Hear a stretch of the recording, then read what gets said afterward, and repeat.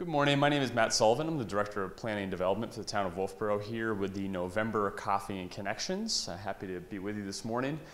What I want to talk about today is actually the capital improvement plan. And if you've seen our prior versions of Coffee and Connections, I actually talked a little bit about the capital improvement plan, which is known more commonly as a CIP. But what I'm going to present today is actually the 2019 through 2028 CIP plan as it stands right now. Now, you'll note that that's a 10-year plan, and that's because the CIP is really a long-term planning document for our capital projects within town. And those capital projects can be a couple different things. They can be sort of one-time larger projects. They tend to be over $100,000 in scope. They may be larger projects that are made up of several different elements totaling $100,000 or more. But again, they tend to be pretty significant projects that you may see on the town warrant in March of that year. So what I'm going to do today is walk through the CIP as it stands for 2019, and I'm really going to focus on our 2019 projects, those that you'll hear about as part of the upcoming warrant, and not so much on some of the out-year projects, though I will reference those quickly. So the way we organize our CIP is primarily by department. So the first department that we have up in the CIP is the electrical department. Now, the electric department projects are interesting because they don't really have an impact to the tax rate. In fact, they don't. They're actually paid for by ratepayers. So while there are some large projects here over $1 million, those are actually already covered within the electrical rates as they're presented to the customers. So in 2019, we're beginning really the first phase of our Phase 5 voltage conversion. And the first element of that project is the construction or reconstruction of substation number 4. That's the substation on Laner Street down by the Glendon Street parking lot. This is a project that is really scheduled to take place after the 390 line reconstruction that was approved in 2019 by the voters. And that project is in 2019 for $1.13 million as it stands right now. And I would note that these numbers are somewhat subject to change because we're a few months out from the warrant article.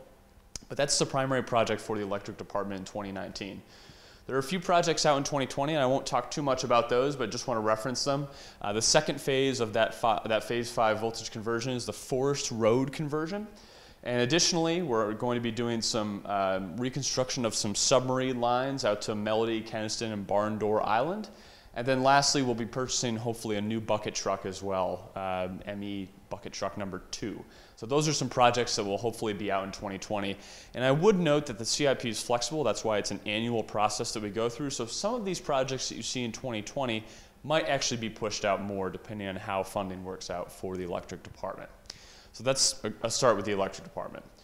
Moving on, we start to get into the Public Works and Highway Department. The Public Works and Highway Department actually has a capital reserve account, which is essentially a savings account. That's the best way to think of it, that the voters in the town contribute to on a regular basis. And the idea is that you save a predictable amount of money up, and then you have a plan for how to expend that on a yearly basis. So these 12 projects or so that you see here, they have these little numbers, HD1, HD2. Those are highway department vehicles, and the way we do this is we actually contribute $170,000 annually to this capital reserve account, and then we plan our expenditures based on the Public Works Director's recommendations. So for 2019, we have 3 purchases that are planned. The first is HD10, which is a 1.5 dump/pickup truck. The second is actually HD19, which is a front-end loader. And the third is solid waste vehicle number 1. That's a 1-ton dump truck. So those are the three expenditures that are planned for 2019. Now what's interesting about that, again, is that you'll only see on the warrant the $170,000 contribution that's planned to the capital reserve account, but we'll actually be expending $370,000 in order to purchase those vehicles. And again, that's because we've built up a savings of money over time. One thing I want to note is that looking out to 2020, you'll see that we actually don't have any purchases planned there. And again, that's a way for us to actually build up our capital reserves. So potentially in 2021 and the years beyond, you'll see some additional expenditures there. But that's what's planned for our highway vehicles.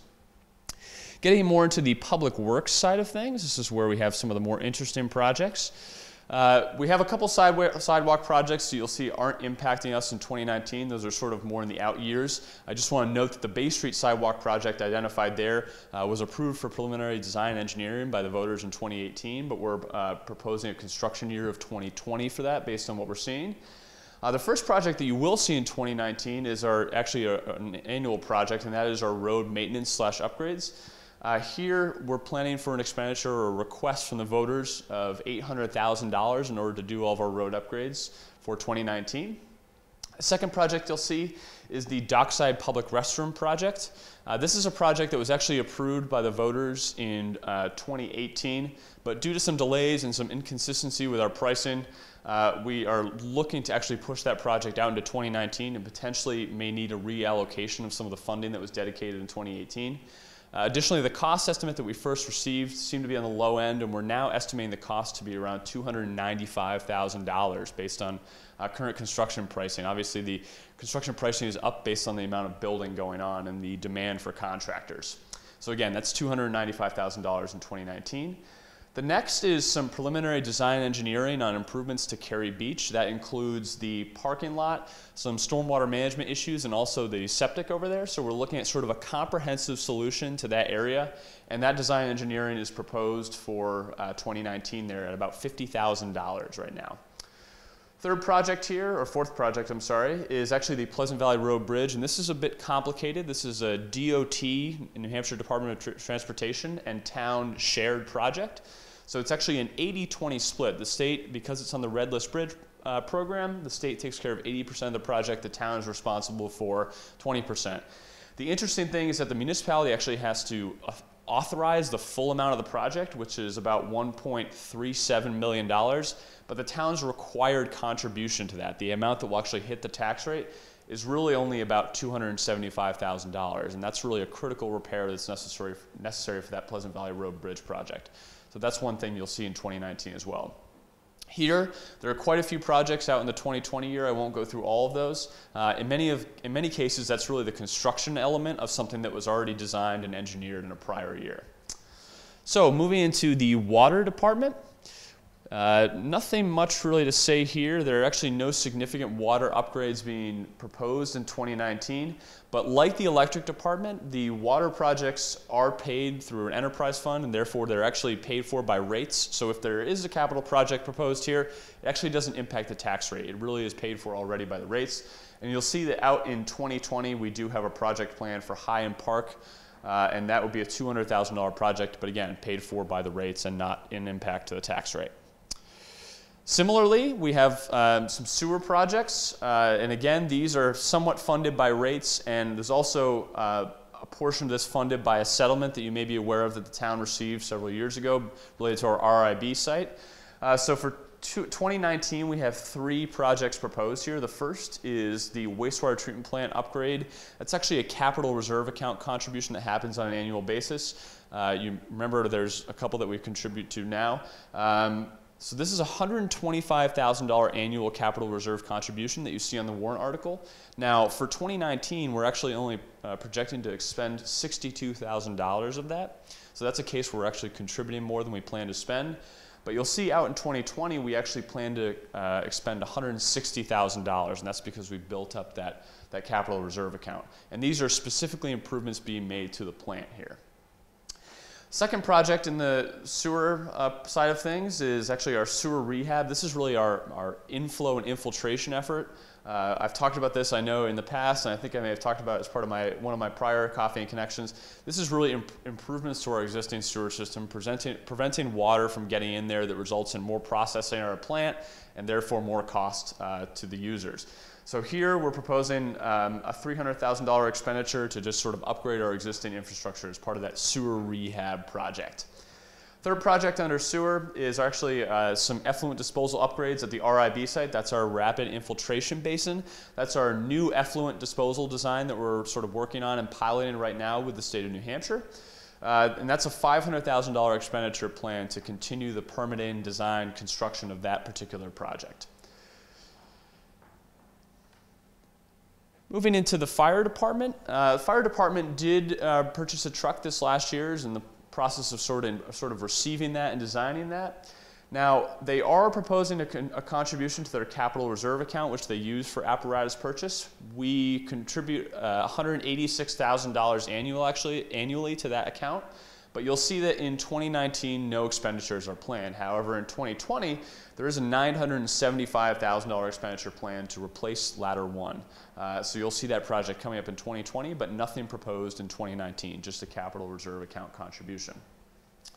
Police department is actually somewhat new to the CIP. I'm not sure if they've participated in it before, but they have a significant upgrade coming, and that's the dispatch console. That is planned for 2022, which lines up with when we plan the public safety building upgrade. The dispatch console is a critical part of our emergency response here, obviously. It actually also handles calls for the electric department and public works after our normal business hours, so it goes beyond our emergency services as well. The approximate price for this dispatch console replacement, it's a complicated technological system, is around $400,000 with some escalation built in. So what's being proposed is to actually create a communications capital reserve account. And we're planning to contribute $102,000 to that annually out to 2022, so that when the time comes, there won't be a large impact to the tax rate. We've sort of balanced it at an earlier time. I will also note that although the dispatch console is the primary project here, there are potentially some other expenditures that might come out of this at a later time, including some radios and other communications related devices. Now a couple placeholder projects and bigger projects I want to touch on quickly before we wrap things up today. The first is the public safety building. This has been in the CIP for, I would say, the last 5 or so years. It's maintained its spot on the CIP at year 2022. The new part of this is that we have a cost estimate for the project, but we recognize it's very preliminary and that we have to do some more project planning and scoping and even site planning potentially and site selection. So right now this is in the CIP. You can't see here. It's in the CIP for $11.9 million. It's a very large figure. Now we're working on refining that and trying to lower that while still meeting the needs that are required for our emergency services personnel.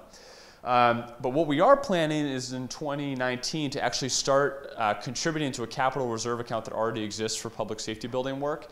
And in 2019, we're proposing a contribution of $100,000 with a $200,000 contribution in 2020, $300,000 in 2021, and $400,000 out in 2022, so that we can really balance the impact to the tax rate with the potential construction year or approval year of 2022. So the public safety building planning is really active right now. We're doing a lot of work, and we want to make sure that we're saving money so that we can limit the impact to the tax rate. A couple other projects I wanted to note quickly. I'm going to note the 3 placeholders first. There are 3 projects that the committee is discussing right now, but that we don't have really accurate cost estimates for. That is the Libby Museum building improvements, which was part of the CIP last year. The MED generation building down on Laner Street, potential reuse opportunity there, but there's a lot of research that needs to be done about what potential reuses might be. Also, the master plan is likely going to recommend a new community center for the town. We don't have a cost estimate on that. We have no location, but we want to keep the idea part of the CIP. So that's in there as a placeholder out in our out years. So just to sort of review things in a final sense, for 2019, our total project expenditures for the town from a capital level is actually about $5.2 million in size. But I want to point out that the impact to the taxpayers, because of our different enterprise funds, some state match, like on the Pleasant Valley Road Bridge project, the actual impact of the tax is only $2.3 million. So again, we're doing $5.2 million worth of work, and really only $2.3 is being passed directly through the tax bills to the voters. Sort of close things out, please recognize this plan may change. We're in October, November right now. We have 4 to 5 months until our warrant actually goes to the voters. But this really gives us our first sense of what the critical projects are for 2019, both to the Board of Selectmen and the Budget Committee as they begin to craft warrant articles and the budget. So this is really an important planning tool for the town of Wolfeboro, and something that I think our department heads, staff, voters, and certainly our elected officials value. So if you have any interest in participating in this process, we do have 4 member-at-large seats on an annual basis that are available. It's actually a fairly competitive process to get into those because it is such an important part of our process here in town. Please let us know if you're interested, and we'll see you next month on Coffee and Connections. Thank you.